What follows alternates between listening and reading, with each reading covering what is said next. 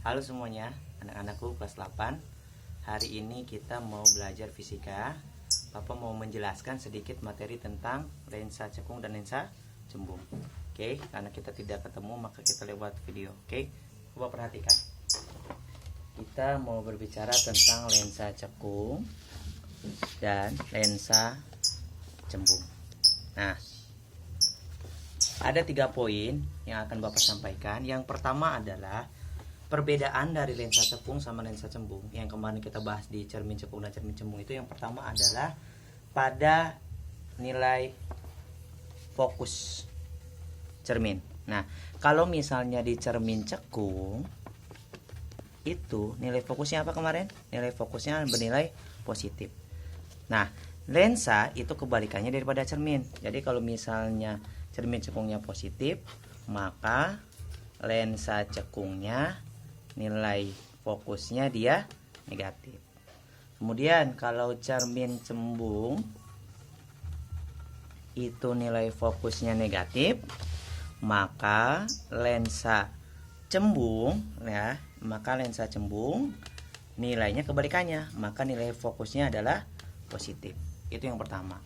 Yang kedua itu sinar-sinar istimewa.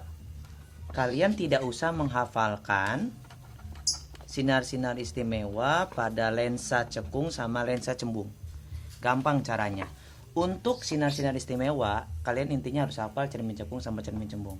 Kalau misalnya cermin cekung, kalau kalian udah hafal sifat-sifat sinar istimewa pada cermin cekung, dia akan sama dengan sifat bayangan atau sinar-sinar istimewa pada lensa cembung. Nah, ini. Tetapi katanya ada ditambahkan seolah-olah. Kalian nanti bisa perhatikan ya. Kemudian kalau cermin cembung, maka sinar-sinar istimewanya akan sama dengan lensa cekung. Sama, ini juga pakai kata-kata seolah-olah. Itu yang kedua. Yang ketiga, sifat bayangan. Nah, sifat bayangan yang kalian tahu di cermin cekung itu ada 4, kemudian di cermin cembung itu ada 1, sama. Sifat bayangan juga sama. Untuk cermin cekung, kalau kalian sudah hafal, itu nanti sifat bayangannya akan sama dengan lensa cembung. Itu. Kemudian kalau misalnya cermin cembung, maka sifat bayangannya akan sama dengan lensa cekung. Oke. Nah, yang poin keempat, letak perbedaannya antara lensa dengan cermin ada pada nilai S aksen. Nah, coba kalian ingatkan, kalau S aksen untuk di cermin jika dia nilainya positif, maka letak bayangannya akan apa kemarin? Letak bayangannya itu di depan kan? Di depan cermin. Tetapi kalau lensa, jika S aksennya nilainya positif, balik lagi. Kalau lensa, jika nilai S aksennya positif, maka nanti letak bayangan tidak akan di depan, tetapi letak bayangannya ada di belakang lensa. Nah, gitu. Kalau S aksennya nilainya negatif, maka itu ada di depan lensa. Jadi ini beberapa perbedaan. Kesimpulannya dari cermin cekung, cermin cembung dengan lensa cekung dan lensa cembung, perbedaannya ada 3. Sekali lagi, yang pertama ada nilai fokus, yang kedua sinar-sinar istimewanya, yang ketiga sifat bayangannya, yang keempat adalah nilai dari S aksennya. Oke, sekian. Sekarang kita ke contoh soal. Oke, kita ke contoh soal. Yang pertama, sebuah benda setinggi 5 cm berdiri 10 cm di depan lensa cembung. Nah, jika jarak fokus lensanya 15 cm, tentukan A. Letak bayangan, Oke. B. Perbesaran bayangan. C. Sifat bayangan. Dan D. Tinggi bayangan. Oke, kita jawab.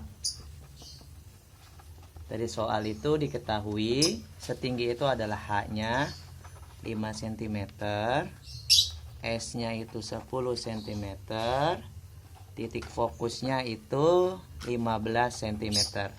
Nah, sedikit Bapak jelaskan, kalau di lensa itu dia gambarnya nanti begini anak-anak. Lensa itu kan karena lensa cembung kan modelnya dia begini. Nah, ya berarti dia cembung dua-duanya. Tapi kalau dia tidak modelnya cembung seperti ini, dia bisa gambarnya lurus saja lensanya. Nah, tadi fokusnya ini kan lensa cembung, berarti nilai fokusnya positif apa negatif? Positif. Nah, biasanya di atasnya ada tanda plus. Itu untuk menandakan kalau ini menunjukkan kalau dia soalnya lensa cembung. Balik lagi ke soal. Maka fokusnya positif ya. Yang ditanyakan itu yang A adalah letak, B adalah perbesaran, kemudian sifat, dan tinggi bayangan. Oke, kita jawab. Untuk mencari letak itu berarti kita harus mencari S aksen. S aksen, apa rumusnya? S kali fokus per S min fokus. Tinggal dimasukkan. S-nya 10 dikali, karena ini lensa maka fokusnya positif ya. 10 kali 15 per S-nya 10 dikurang 15. Oke. Maka 10 dikali 15 150 dibagi 10 dikurangi 5 min 5 ya, maka hasilnya adalah min 30. Ini S aksen. Karena yang ditanyakan letak, sekali lagi ini S aksennya nilai negatif. Maka letak bayangannya di mana? Makanan negatif, maka ada letak bayangan ada di depan lensa. Tuh. Ya, karena nilai negatif. Sekarang yang B. Perbesaran bayangan. Nah, perbesaran bayangan itu dapat dari M. Nilai mutlak S aksen per S. S aksennya berapa? Tadi kita dapat 30 ya, min 30.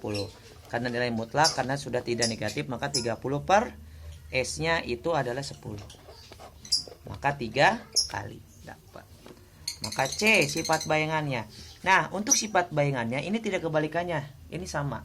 Negatif kan, kalau misalnya negatif itu sifat bayangannya maya. Nah, berarti sama.